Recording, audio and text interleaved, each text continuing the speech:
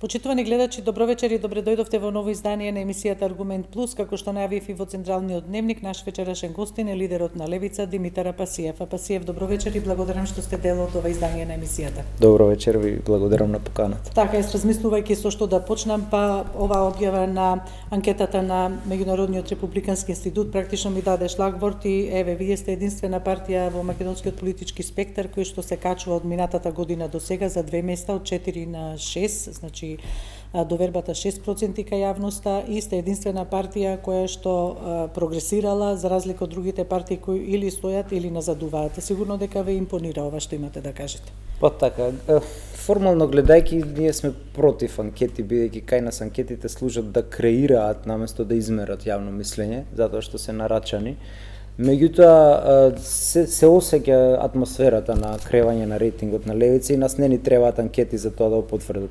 Еве еден куриозитет, Левица има 0 евра вложено во испитување на јавното мислење, за разлика од другите. Не користите анкети до сега, макар и внатре-партиски? Воопшто не. Внатре-партиски со членството да, меѓутоа вака да плаќаме анкетари за да ни местат анкети, тоа никогаш го нема направено. И фактот дека само Левица расте од партиите покажува дека политиката и визијата која одбра Левица е правилната, а тоа е строго идеолошка партија. Значи партија која што се држи до левата политика и идеолошки граби напред, за разлика од другите клиентелистички и буржујски партии кои што се повеќе бирова за вработување без никаква идеологија. Идеологијата е лепак на една партија. Без идеологија вие сте бизнис, вие сте корпорација, не сте партија. Значи политичката партија првенствено треба да го има во предвид идеолошкиот дискурс и јавниот интерес. Тоа Левица го има и нови дечки, неискомпромитирани, неподмитливи, без багаж, кои што се борбени, школувани и народот веќе препознава солидна трета опција во нас и секако дека ни импонира апсолутно. Ние од година во година нашиот рейтинг расте, додека на СДС, например, кај што целиме кон левиот спектар, паѓа, тие се паднати под 200.000 гласови, ние се креваме над 110.000 гласови. И тука е стравот нивни, и од тука се сите овие линчови напади, хајки против нас и така. Така, ќе зборуваме и за хајките и за на директна адреса и на Левица и на Димитар Апасиев што дојдоа. Вие сте на третата позиција и го делите местото со председателот Пендаровски и со градоначалникот на Тетово, Билал Касами. Не сум ја видел, искрено, мене не ме интересира.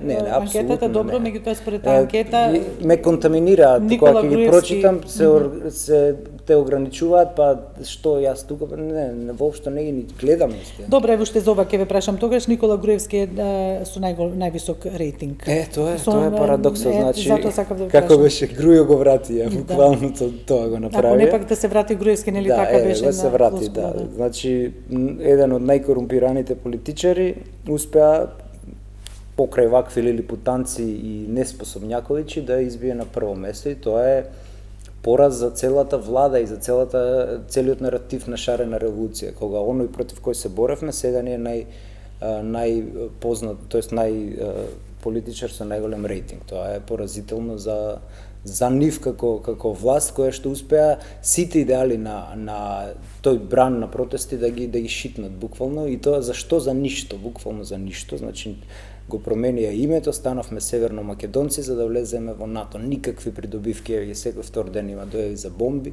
побезбедни бевме надвор од НАТО отколку во НАТО. Така што тоа е лузерската политика на заевизмот, односно Заев си отиде, заевизмот остана преку Таче, и тука е веќе народот кој што треба да избере конечно не само помалото зло, туку еднаш да избере и добро. Меѓутоа на наредни избори ние веруваме дека ќе направиме значителен прогрес со двоцифрен број пратеници, каде што ние со двајца даваме ваков отпор, а не па со 12 или повеќе пратеници. Тоа би било вистински политички фајт внатре во собранието. Во што го темелите ова што го кажувате и овие очекувања? На импулсот не правите анкети или од она меѓу граѓаните што се движите? На народ. Видите, ние сме држава која што има една од поригорозните услови за да формирате партија и требаат 1000 потписи заверени на нотар. Целата операција трае многу долго, ви требаат пари околу 10-15.000 евра за да. Значи тоа го направи Груевски за да не му се формираат и да ги може да ги оценува помалите овие партии. И таму имате бизнис, они си прават бизнис. ВМРО им позајмува гласови, тоест подпишувачи на нивните коалициони партнери за да глумат некоја си коалициона способност. Истото го прави и СДС и таму имате бизнис. И сега знаете дека од пред неколку години ние имаме државно финансирање на партиите. И сега имате ситуација кај што Гром, например, партија која што нема многу советници, има еден пратеник, не знаеме ни тој дали, зема повеќе пари од државата отколку ние со 20 пратеници и 50 советници. Значи тоа е буквално бизнис кој што тие си го прават, нати го дајме го со цел да симулираат некаков крупен фронт и слично. Тоа се коалиција од 25-24 партии и во едната и во другата коалиција, а во суштина ако гледате 25.000 партии по 1000 луѓе, тоа се 25.000 гласа од самиот старт.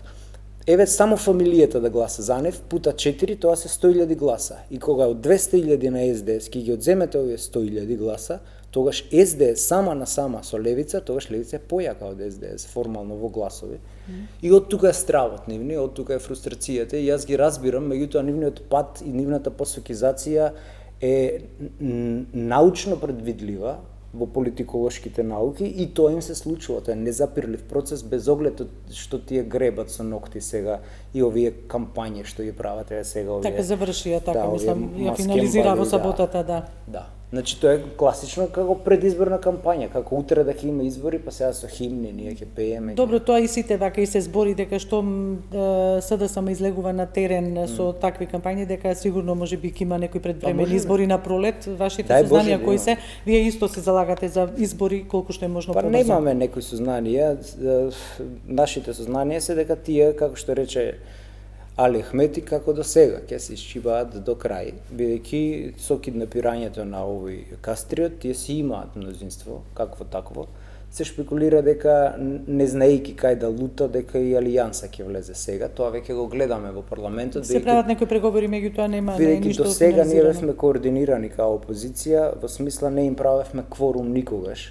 ВМРО ДПМН е Левица и Алијанса, но сега Алијанса со незините 8 протеници им прави кворум и тоа е некаква, барем мене, меѓу редови читаме, дека дава сигнали села и овој, како се таравари, дека веројатно ќе влезат, меѓутоа тоа е погубно за нив. Тие ќе бидат прегазени на следни избори од ДУИ и тоа е цената која ќе се ја платат затоа што не успеавме да кутнеме владата благодарение. Оној пат минатата година ова време беше баш овие денови пред Нова година. Апасиев, рековме за предвремени избори дека не знаете, немате сознание, но како и да се и редовните ќе дојдат на 2024 година, па едно футуристичко прашање, размислувате да одите во некоја коалиција предизборна или ќе одите соло, па постизборна коалиција би можело да биде? Во својата програма политичка има ставено дека е за забрана на две нешта, тоа е забрана за предизборни коалицирање и забрана на моноетнички или чисто етнички партии. И овие два принципа ни се програмски и ние не отстапуваме од тоа. Значи Левица оди сама на избори, а за после избори сите опции се отворени. Меѓутоа, како партија одиме сама, секогаш и на било да се предвремени или редовни, не ќе одиме сами на избори. Уставните измени, тоа е нешто што мора да се помине, мислам, од политички аспект од страна на владеачките партии, ако Македонија сака да напредува кон Европската унија, баш на тој план и на тоа поле, кога се опрашање евроинтеграциите, вас премиерот во неколку наврати ве обвини дека сте политички пироман, дека Левица е главната блокирачка сила која што стои на македонските евроинтеграции. Дали се доживувате за такви, бидејќи знаеме дека Левица излегувала и велела дека сме против НАТО и сте објаснувале зошто е тоа така, меѓутоа секој сте велеле дека сте за Европската унија. Се гледа странско влијание кај премиерот и целата оваа кампања, дури вордингот е англосаксонски, значи те имаат најмено некоја PR агенција која што ја демонизира Левица сите овие месеци наназад, меѓутоа што би очекувале од октруиран премиер со фризирана биографија кој никогаш не излегол на избори за разлика од Левица. На ниту една листа на пратеници го нема премиерот како понуден на изборите, значи тој дојде буквално како еден политички анонимус кој што гледаме слики, се сликал со Груевски и слично. Именно тој представува висока класа на 1% најбогати. Баш сега пред да дојдам му го видов анкетниот лист. Тој има 3 стана, 2 коли, заштеди во банка 250.000, приходи од капитал 65.000 евро, ова се суми за кои што јас со кој живеам од плата, можам да сонувам само. Значи и сега аферава, видите парадокс, дека идат американци со некој тим за санкции, му се вади афера на премиерот дека сопругата му е акционер или што, во бизнис за скапа за струја, кога струјата е најскапа у свет. Значи во секоја нормална држава после таква афера премиерот си поднесува оставка, меѓутоа ние не сме нормална држава. И сега еден таков премиер демонизира од другата страна неизвалкани дечки кои одат, си го бараат местото под сонцето и одат машки фајтерски во политичкиот ринг. Но тоа говори дека СДС се многу уплашени од левица, затоа што ние целиме во прво полувреме да се соочиме директно против СДС, затоа што СДС е најголемата антимакедонска партија, научно докажано, поради кое што националното ткиво на македонецот е... Но и велите циљате на левоцентарот сега кој е... Значи, ние, да, во иста, бидејќи и тие и ние се представуваме дека сме деца на партизаните и на АСНО, меѓутоа, ние тоа го правиме многу искрено и многу достоинствено, за разлика од нив, кои што спрема странците се сервилни, а спрема македонскиот народ се подценувачки, го подценуваат со типот на небањати, вакви, накви. Значи, тие се некоја си црвена буржуазија, која што ќе доживее дебакл на наредни избори и нема да се соземат после. Тоа е незапирлив процес, без оглед што Зечевиќ со сите овие негови задкулисни игри, бидејќи е искусен во политиката, тоа го прави и се обидува да ја спаси партијата, тоа е незапирлив процес кој е тргнат низбрдо надоле и СДС нема да се повратат веќе, бидејќи следниот судир нема да им биде со ДПМН, туку ќе им биде со нас, со левица. Добро, тоа го предвидувате. Дали не бевте на таа лидерска средба што се одржа во собранието за уставните измени?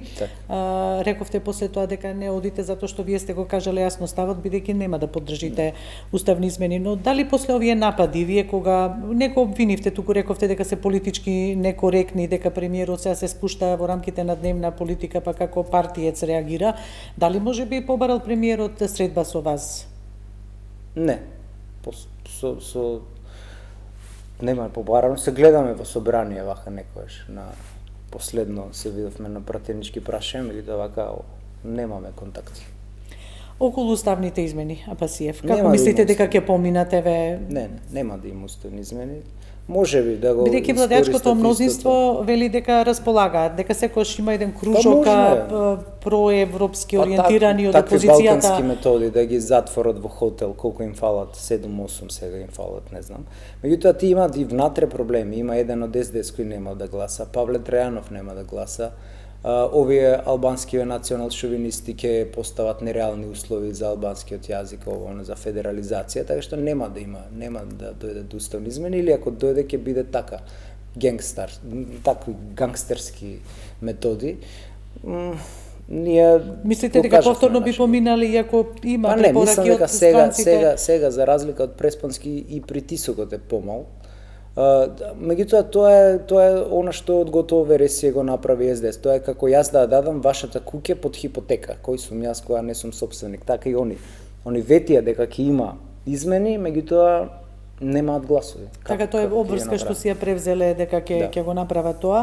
Иако имаше и представници од меѓународната заедница кои велеа дека и да има дури уставни измени, да никој не може да гарантира дека утре други ден Бугарија нема да се појави. Сега имаше една германска анализа дека со ова темпо ние 2100 и некоја можеби да станеме членка на Европска унија, тоа значи дека нашата генерација нема да дочека и ние треба да се помириме со тој факт, да си бараме чарето, да си бараме живот, бидејќи светот станува мултиполарен, светот не е само евроцентричен, за разлика од еуфундаменталистите на Маричич и Сорос и компанија кои што тоа сакаат да ни го наметнат, дека ние сме неспособни за држава и слично. Не, македонскиот народ, особено работничката класа која ја основала државата. Сега лобирате на Евразиска унија, бидејќи има и унии и други од друг презнак. Пред се ние како мала држава мора да градиме стратешко партнерство со сите големи сили, во моментов тоа се 3. Тоа се САД, Русија и Кина. Без нив црнови се пишува. Значи, еден вид на Титова политика. Значи да играте со сите, а истовремено да бидете на еквидистанца од сите. Значи, тоа е мудра политика, а не ваква вазална политика. Но дали ќе ви дозволат да играте? Ако играте со едните, дали па да играте и со другите? Па нема кој да ви другите? дозволи. Народот гласа, не гласаат амбасадорите, ме разбирате. Значи, оваа вазална елита на СДС која што ја фура оваа политика е токму тоа, вазална, нив им се прогледува за сите криминали со цел да го држат народот буквално со свитка на кичма. И тоа е нивниот политички мејнстрим кој што го водат, меѓутоа народот природно си бара друга опција токму поради тоа што не е застапен. Значи интересите на народот не се застапени во Но парламентот. што со ова, еве, пак ќе се навратам на оваа анкета од Меѓународниот републикански институт, вели ја мери поддршката нели на јавноста во Европската унија и таа изнесува 74%, што е паднала за од минатата година. Па добро, пак е голем. Има и пад, меѓутоа пак е висок процент. Да. И покрај нели се тоа што се случува со Бугарија, со нивните негирања на она што е се Македонија и така. Така, па и Левица е про-ЕУ партија, меѓутоа дебатите, еве сега ние пред месец дена имавме нашиот портпарол беше во Брисел, дебатите кои се водат внатре во ЕУ се многу пожолчни отколку ние што мислиме, не таму се унисоно, како вие да ги гледате ќе си речете и па овие се анти-ЕУ, ме сваѓате. Значи дебатите за реформа на ЕУ, за скршнување лево или десно, за зелени агенди и така натаму, тоа се жолчни дебати кои се водат во Европарламентот. Не се тоа слепо као Маричич идолопоклонство кон златното теле Европска унија и толку. Не, значи и таму има Европската унија значи обврскени, значи само придобивки, да. Од друга страна политиките кои ги води СДС и ДУИ се суштински антиевропски. Значи гледате се што фати е исушија. Значи буквално, значи бизнис со струја, ние сме држава со 4 кризни состојби, ова ни било ни ќе биде. Значи 4 кризни состојби во исто време имаме енергетска криза, финансиска, здравствена, каква и не криза. Ние живееме во криза од кога дојдоа овие на власт. Значи сите политики им се антиевропски и сега они обвинуваат други за антиевропско. Не спасува нас ортодоксијата, тоа што вие зборувате, туку ортопраксијата, што вие правите, да. Така, да. Значи тоа што го правите антиевропско во срж. Било кој сектор фатете го. Сакате енергетика, ги уништуваат јавните производствени капацитети, како рек Битола, за да можат да се увезуваат струја, каде што имаат маржа од 10%. Фатете здравство, го уништуваат јавното за да ќарат 3 приватни болници милионски суми. Па не убедуваа дека не можат за ковид, ако текнува. Наша беше идејата да ги ограничиме цените за лекување. Филипче не убедуваше дека тоа не е можно, слободен пазар, па и на за да тестовите, по 2 недели они го тестовите предложат истиот закон. Сакам да ви кажам дека нивните политики се суштински антиевропски, меѓутоа тие се толерирани како вазали затоа што го држат народот со ситка на кичма, затоа што политичар кој го цени духот на народот нема да води такви политики сервилни. И затоа на странците им одговараат вакви, тие не можат да најдат Еве, поголеми доаѓаат странци, вазали. знаеме дека ова зачестено доаѓање и на високи представници од Европската унија и на нели од понискиот ешалон бараат средби со парламентарните партии, дали со вас бараат средби, што ви велат на тие Па бараат. состаноци? Ние имаме еден принцип. Ние сме во суштина принципиелно и не може да сватат луѓето дека има некој кој стварно принципиелно води политика. Значи ние имаме принцип дека не одиме по амбасади. Секој кој ни побарал прием сме го примиле. Без оглед дали е руски, дали е американски, дали е британски, дали е француски, ние го примаме како домакини, а не како гости, бидејќи ние сме домакини во оваа држава и по принцип на дипломатско право, вие сте рамноправни без оглед какава е вашата држава. Секој кој побарал прием со пратениците на Левица е примен соодветно по протокол во собрание. Значи побарале француски, хрватски, имаме средби со ОПСЕ, сега во Брисел, рускиот амбасадор, американскиот не побарал, не сме го примили. Ако побара, ќе го примиме и не. Да, добро што тука дојде на амбасадорката, па може би овакво еве со германскиот председател имавте ли средби политичките Не. партии зборувам, доброто имаше Имавме обраќање во седница, да, така. седница со напишан Бевте говор на така. седницата, мислам. Бевме, бевте, да, бевме на седницата, ама не му станавме како на Урсула кога и ставивме транспарент. Меѓутоа напишан говор патетичен. Добро, не беше ни толку бучна, мислам, таа, секунам не, дека немаше чукање поима на- нема германскиот председател никој Блаже Конески, никој Пире и тоа некој од амбасада му го напишал, си го исчита човекот, си ја одработи агендата, си отиде толку. Добро, но сепак беше убаво вака да се слушне. Добро. Мислам барем за јавноста и тоа. Убаво е затоа што ние се научивме со Заев и со Таче се научивме цело време на понижување и сега ни е убаво за некои нормални работи кои не се случуваат. Тоа значи дека многу ни се паднати критериумите, ние уништија самодовербата како народ и националното достоинство ни го срозија комплетно и сега ние за обични работи се радуваме. Рековме за иницијативата за референдум. Еве, вие што туку пред емисијата ме известивте дека таа не била прифатена. Да. Ние направивме но некако не доби тоа јавност, истражување. или вие не бевте толку јавни, или... До сега од 91 имало околу 12 иницијативи за референдум, само на Христијан Мицкоски претходната и оваа мојата, бидејќи како физички лица ние поднесуваме, не како партии, не се дојдени до пленум, до пленарна расправа. Сите други се поминати преку законодавна правна комисија и другата комисија која што е за политички систем, мислам. Така налага деловникот и така е правено. Сега намерно тоа не е направено. Предпоставувам дека е затоа што тие се плашат од мобилизацијата која може да има тоа антибугарско антифашистичкиот дух на македонскиот народ се уште не е комплетно уништен и тие се плашат од таа мобилизација и затоа не ни дозволуваат да дојде до собирање на тие подписи, што не значи дека ќе дојде до референдум. И затоа по цена на кривични дела, по цена на кривични дела тие се обидуваат да ја сопрат иницијативата. Водиме 7-8 спора, ние му поднесовме на Џафери преку антидискриминаторска омбудсман, управен суд, така да водиме спорови за тоа. Во меѓувреме, бидејќи сме двајца, пикираме закони кои би ги блокирале. Еден блокиравме овој за корупција на медиумите што се обидува тоа што го бара нели 5 телевизии. Да, тој со 6-7 милиона евра.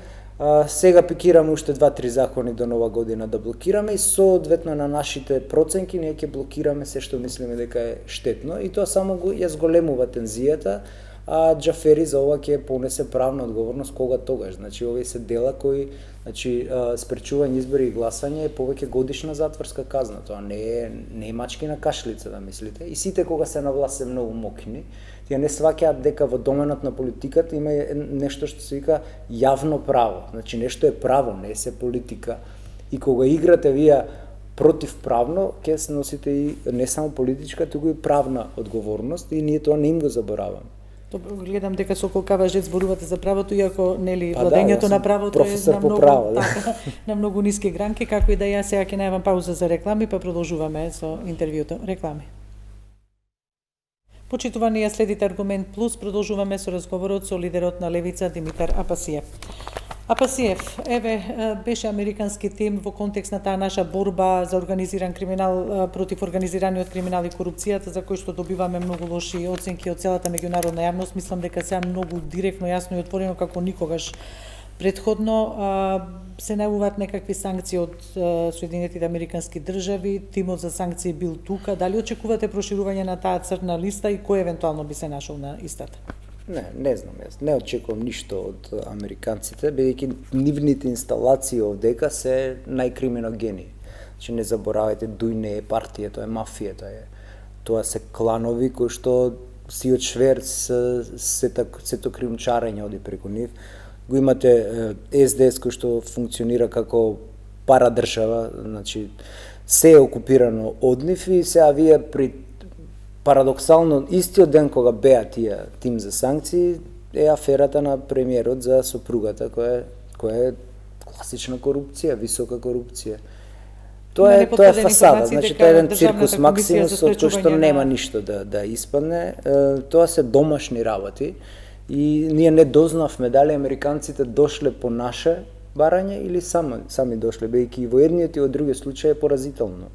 Ако дошле по наше барање... Министерот за надворешни работи тогаш кога велеа нели доаѓаат овде, кажа во една прилика дека он ги поканил, па после имаше сите други демантира дека не е на нивна покана. А и да не е на нивна покана, тоа значи дека сме веќе и формално правно полупротекторат, Значи, тоа значи дека немаме никаков капацитет за оние кои ја креираат корупцијата не можат да ја решат. Корупцијата ќе ја решат нови дечки, нова генерација политичари кога ќе дојдат со империум, значи со власт. Корупција не се решава од опозиција. Не можете вие да немате инструмент на кривичен прогон. Тоа ви треба, значи неподмитлив обвинител и неподмитливи судии. Тоа ви треба за да решите корупција. Не е тоа научна фантастика. Не е се проблеми во закони, во вакво. Или пак во него имплементирање, затоа велам еве 4% е довербата. Тој закон некој за потекло на имот. Да, и уште Јас на крај го дадов од Југославија закон што сме го имале, еве го на таа претседателката која дое во собрание. Бидејќи многу се крстат на тој закон за потекло на имот, иако има и други механизми за има како нема механизми. Сите пријави од антикорупцијска само 4 се процесирани за и тоа се за ниска корупција, некои вакви ситна баранија, овие високиве сите се прават слепи дека не ги гледаат. Така што од овие тим за санкции тоа е само мачкање очи, не очекувате ништо. Тоа е домашна задача која што може да ја реши домашна политичка гарнитура која што е неподмитлива. И тоа не е филозофија, тоа треба кадровачка политика. Еден човек прав на право место да ја реши, како што беше она во Романија обвинителката и слично. Да, Ковеси, Ковеси, која што е сега во Брисел практично и така. Што мислите еве околу пак тој дел судството, 4% јавност има доверба во него според оваа анкета, пад за 4% единици. Меѓутоа и еве оваа недела апелациониот суд нели на повторно судење го врати случајот за Таргет Тврдина, мислам дека беше за прислушувањето. Тоа е договорот. Дали гледате бидејќи се повеќе во јавноста и граѓаните велат дека има некаков дил дефинитивно, претходно нели апелација оној друг случај за Трезор нели го врати за набавката на опремата за прислушување, поврзани нели со Мијалков, кој што на времето беше посочен како најозлогласената личност, се вадеа еве докази вакви, такви, онакви. Меѓутоа, што се случува во судството и малку се збунети, јавноста е збунета што се случува. Сега и се повеќе препознаваат дил некаков. Апсолутно. Еве зашто би бил дил? Дилот е за 8 пратеници кои што се однесени. Сега повторно ќе треба или за тие? Не, за тие што беа. Ова е цената која се плаќа. Значи Мијалков учествуваше во промената на името. И сега цената е таа. И тоа е тоа. Ние сме публика. Нас никој не напрашува. Ние гледаме само што е договорот. Овие судии од тефтерчињава се извршители. Судија кој се нафатил да биде биран од тефтерче, ќе биде сервилен спрема секоја власт, не само спрема таа што го избрала. И ова ВМРО-вци мислеа дека цел живот ќе судат тие за нив. Не, тие први им свртеа грб и сега нив ги судат, не сваќат. Меѓутоа, ова е веќе дил на ниво на повисоки инстанци, каде што е ветено за овие 8 да гласаат за уставни измени, ти ќе си бидеш слободен, ти ќе си бидеш во Будимпешта. Тоа е видливо. Велите за овие уставни измени сега не се толку загреани инстанци, ве мислите дека нема да влегуваат во некој нов дил, па ќе не чекат некој нов дил во иднина. Таму беше американска булдожер дипломатија, тука е оставено на европска, а Европа е раштинен оркестар, така да нема такви притисоци како за тогаш. И затоа ВМРО ДПМН сега треба да опстои на тоа што кажа, да не ретерира, бидејќи нема реално такви притисоци како тогаш. Така да, мислам дека нема да има нешто спектакуларно, ова како што гледавме за преспанскиот договор. Ништо, секи му застари, како што си се договорени на калето, така ќе си биде. Никој нема да оди во затвор, дуи ќе си бидат заштитени, како до сега, што ви рекол Али Ахмет. Што вели исто све ќе си продолжи како до сега што си течеше. Апасиев, тогаш кога вас премиерот ве обвинуваше или ве посочи, не тоа обвинување, меѓутоа посочување дека ги кочите евроинтеграциите на земјава, не знам дека сте политички пироман и дека го држите во заложништво Мицковски. Добро. Во која смисла го држите во заложништво и дали го држите и што значи тоа? Го држувам врзан за парното. Да, затоа така беше, го држите Мицковски во заложништво, да. Не знам, да. Тоа чудно ми, тоа беше соопштение кое преку 2 недели истото соопштение идеше на сите медиуми. Ја не знам ни каква уредувачка политика имаат медиумите, исто соопштение да ви го верглаат од партиски штаб и вие да го пуштате. Мислам, тоа треба. Добро, не го пуштаат сите. Еве, ја што гледав беше на тај МК прво со недели. Добро, го пуштаат, го пуштаат. Меѓутоа, тоа е таа Гебелсова пропаганда која што тие преку тие странски пиар агенции за демонизација на левица, значи комплетно демонизирање, за да утре што и да се случи, си од гнев на народот го префрлат на нас. Меѓутоа, ние не им се плашиме воопшто, народот не е слеп, гледа кој се бори за идеали, за правда и слично, ако е обичен дезертер. И тоа не ги фрустрира и мислам дека тие ќе продолжат се пожестоко и пожестоко. Ние имавме од Мечкин камен наваму, значи од август 3-4 инциденти, физички инциденти, каде што структури на параполициски структури на СДС дојдеа во судир со наши структури, левица. Имаме и спорови за тоа во обвинителство, така што како идат изборите, како тоне бродот на СДС, тие ќе бидат се пожестоки кон левица. Зашто се тие спорови? Па тоа се за некои полицајци од Битола кои што малтретираа наши активисти на Мечкин камен во цивилка, надвор од работно време, па сега водиме кривични спорови. Исто имавме инциденти. Ама велите параполиција, вие во еден исто градови. јавен настап друг на друга телевизија, рековте дека знаете дека сте и прислушувани, дека сте и следени. Да. Ова е во тој корпус Тоа на беше наслутување? после протестите, некаде после 7 јули, ние сме ставени под пи мерки со физичко следење, имаме и снимки како ми седат пред зграда, Значи, тоа се недозволиви методи во една демократска држава. Вие видите во Грција се отвори афера за опозиционер од вака четврта политичка партија, па за малце ќе паднеше владата, 3 оставки си дадоа у безбедносни структури, меѓутоа кај нас е како нормално да го злоупотребуваат. Добро сте го пријавиле тоа во обвинителство, велите се води и случај, така? Не, тоа беше за физички инцидент. Значи ние сме секојдневно под репресија на власта, меѓутоа ние не се жалиме, тоа што не се жалиме. Дали сте се пожалиле некаде, дали можеби сте решиле да го процесуирате? Некои постапки се тоа? процесуирани, каде што сметаме дека има кейс, меѓутоа некои се запишани во нашиот црвен тефтер и таму си стојат. Значи тефтер има и кај вас, така независно дали има бел, црн, така имаше вадеа некој па судиски тефтери, ова значи има тефтер и тоа квалитетно пополнет и тоа не им го забораваме. Црвен е велите вашиот. Зошто црвен? Пошто е идеолошки лев, да. Така, добро. Добро, Бранимир Јовановиќ, кога сме веќе кај идеолошкото, вашиот поранешен бивш сопартиец, значи ве обвини дека сте гол популист од типот на Албин Курти, не знам, на Лепен во Франција или на италијанската премиерка. И вика нема ништо Димитар Апасиев од левица, туку е крајно десен. И треба десница да се вика како го доживевте тие напади или карактеристики. Тоа доаѓа од човек кој ја шитна левица за да биде советник на министер од СДС. И се е кажано за неговиот кредибилитет. Значи, Бранимир Јовановиќ беше за ние да одиме во коалиција со СДС и после тоа тој си стана советник и си се продаде, сега некаде си работи во Виена, во некој институт. Да. Нема врска. Тие луѓе не сваќаат дека основските идеали на македонскиот народ се националното и класното прашање се испреплетени и не можете да ги одделите. Тие сакаат да ги одделиме, не можеме да ги одделиме, затоа што тоа е како да направите кајгане и да ми речете одделете жолчката од белката. Не е возможно тоа. Значи, нашиот автентичен македонско левичарење е во суштина национално. Значи, партизани не може без националното, не може без националното и ние тој наратив како левица го тераме и тие не можеа да сватат, тие мислат дека тоа е национализам, апсолутно не е национализам. Вие споредете ги национализмите балкански сега, ќе видите дека македонскиот национализам е најслаб. На што се сведува? Се сведува на некој сиромашен дедо со знаме од Виргина, на толку.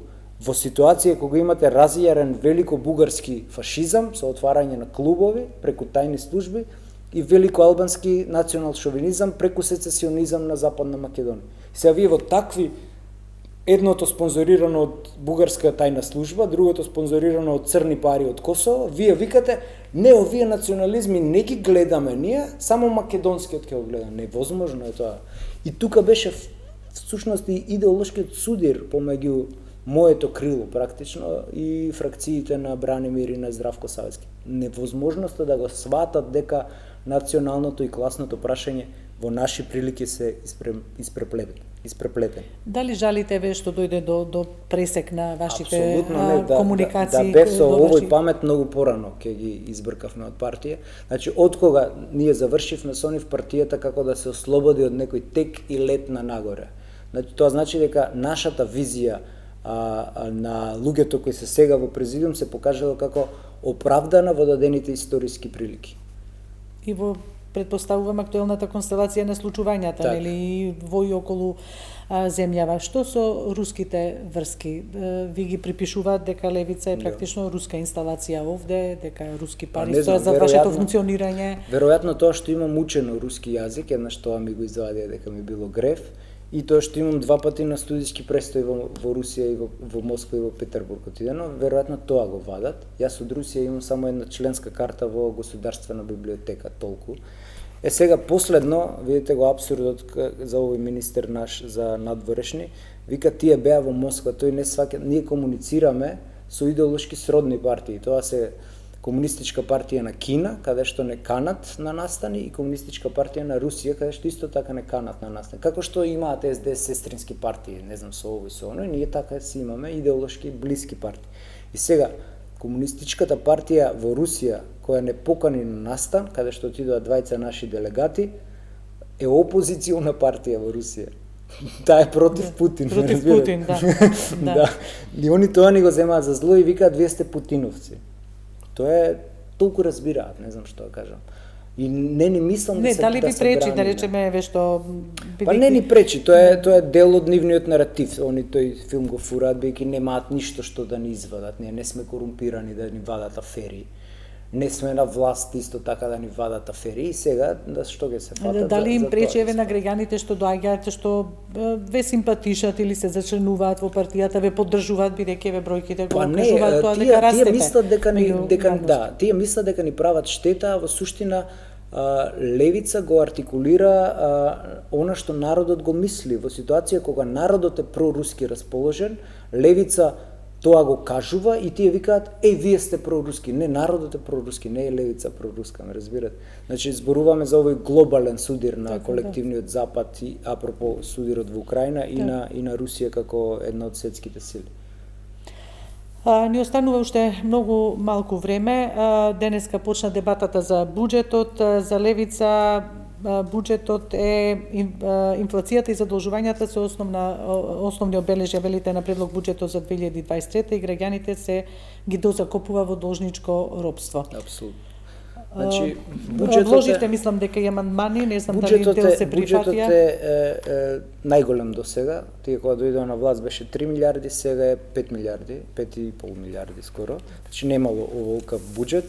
Меѓутоа буџетот е за задржување на ова статус кво. Не е никаков развоен. Значи една права социјалдемократска партија се плаши да воведе прогресивен данок, не постои држава во Европа која нема прогресивен данок.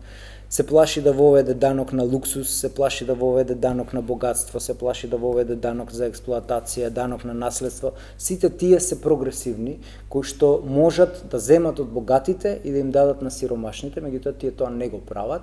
Напротив, богатите стануваат се побогати со овој буџет, сиромашните ќе стануваат се посиромашни. Се додека СДС е на власт, за жал тоа ќе не се случи. Не ви помина ни оние измени што ги предложивте за банките, за оние делоскриени трошоци што ги викаме. Таму имате 32 милиона евра кои две банки ги земаат за основ на плаќање на се и се што. Добар ден да речете во банка трошоци или како веќе ги нарекуваат.